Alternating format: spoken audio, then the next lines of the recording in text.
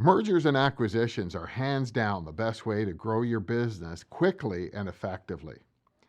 Perhaps a bigger reason to focus on this strategy is the last thing you want to happen is for a potential acquisition to end up in your competitor's office and create a bigger and more powerful competitor instead of them coming to you. Hi, I'm Wayne Einhorn. I'm the founder here at Inner Circle Coaching. Merger and acquisition activity is at a record high, and this generational opportunity will last for the next number of years. It's literally a once-in-a-lifetime opportunity for you to grow your brokerage much more quickly and effectively than you can do organically. I want to teach you the 5 milestones in an effective mergers and acquisition strategy. Let me first share the 5 milestones so you have an overview, and then I'll go into each one in detail. The 5 milestones are: number 1, getting in relationship. Number 2, the preliminary discussion. Number 3, due diligence and LOI. Number 4, the definitive agreement and final due diligence. And number 5, transition.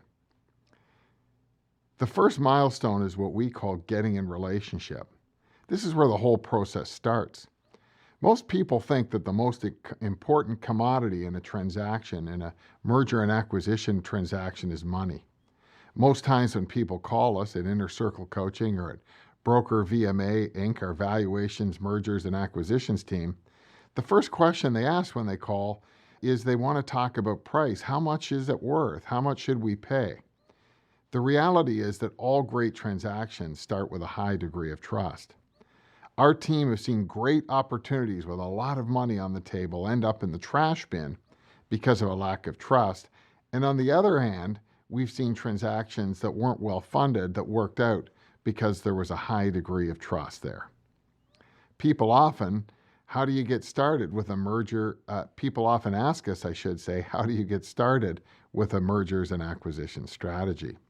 This is perhaps the most powerful information that you can get a hold of in the execution of your plan. The broker that will win the mergers and acquisition contest every time is the one that has the highest trust relationship with every single competitor, and here's why. Brokers will often call us when starting on an M&A strategy and ask, who should I call first? And the reality is nobody knows who's going to sell or when.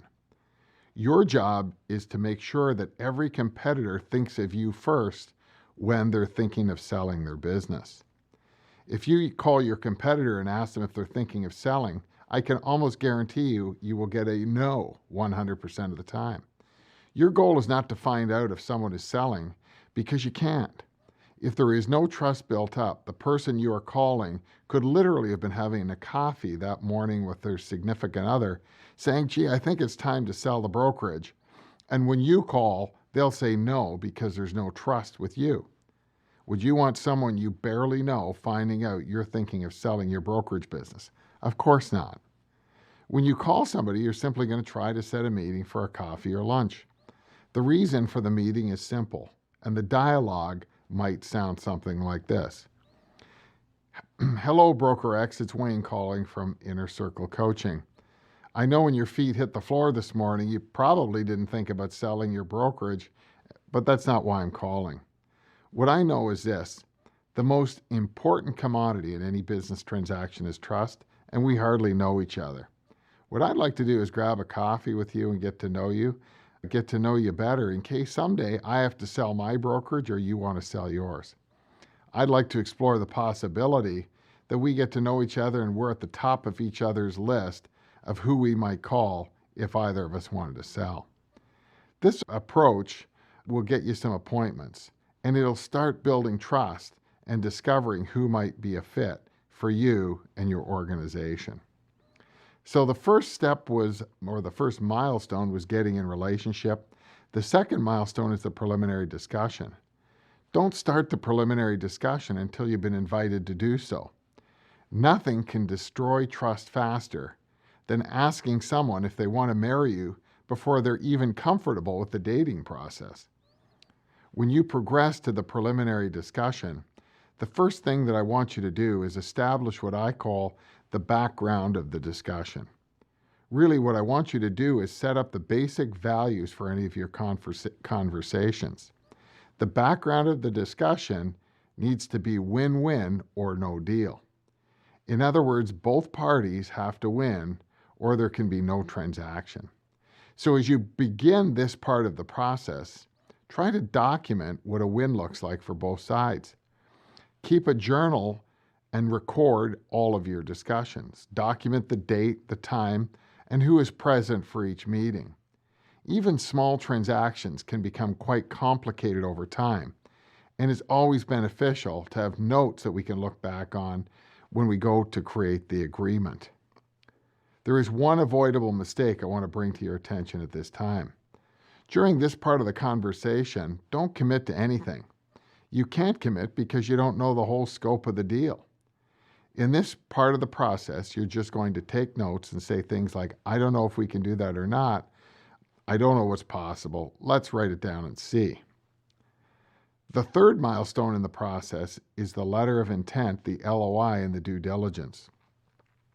In the preliminary discussion, we have a list of documents we request called due diligence light. It's an easy list for any owner to produce, and it gives us a good indication of what we need to establish a price and deal structure. Of course, the letter of intent will outline the details of the transaction, including price and deal structure. This part of the process is where the quality of the professional you selected to represent you in this transaction will be critical. There are several areas of the deal structure that can be absolutely disastrous if someone unfamiliar with the real estate brokerage business or inexperienced in mergers and acquisitions is handling this part of the transaction. Also, a well-written LOI or letter of intent will give your attorney a template which will minimize legal fees. The next part of the process is the definitive agreement. Here is where we enroll the services of a qualified attorney or lawyer that is familiar with how to close a transaction on a business in your local jurisdiction. Of course, the definitive agreement will depend on many things, including whether or not you decide on a share sale or an asset purchase. Generally speaking, if BMA is handling the transaction, we prefer to review the definitive agreement to ensure it contains all of the details discussed and outlined in the letter of intent. The final or fifth part of the process is the transition. That's the final milestone.